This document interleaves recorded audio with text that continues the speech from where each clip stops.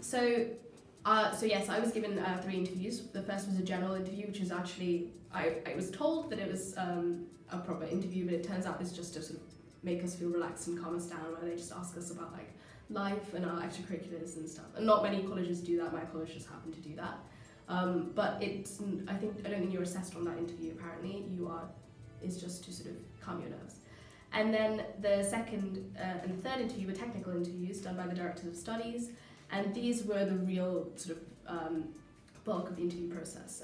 So they would really, it's sort of 15 to 20 minutes long, and you'd go and sit down, and they'd give you a piece of paper, and they'd give you a question. And questions for me were mainly pure in the A-level sense, so it'd be like integration, differentiation, calculus, and some sort of thinking abstract.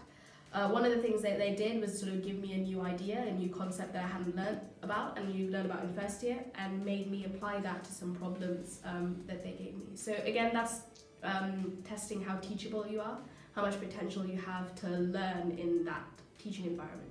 Because what they're testing in interviews is not just how good you are, but like whether you would suit the teaching style at Oxford and Cambridge, which is supervision and tutorial style, so that one-on-one, one-on-two teaching, whether that fits your like learning style.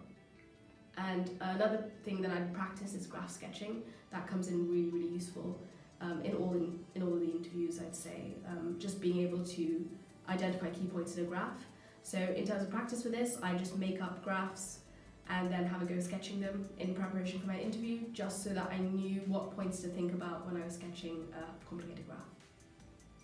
So for me, the 3 different interviews had kind of different themes. The first one was the one where I had the sheet beforehand and we had to work through it, and the problems on that were to do quite pure maths. So there was stuff to do with integration, there was a lot to do with factorials that I wasn't actually very used to, so it was I needed a bit of prodding with that one.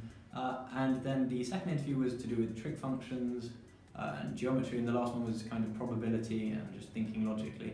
But what I found was in the first 2, even though they were quite unrelated, wherever you have a function, then they always ask you to sketch it, just because they want to see if you can understand what the function you've got is actually doing.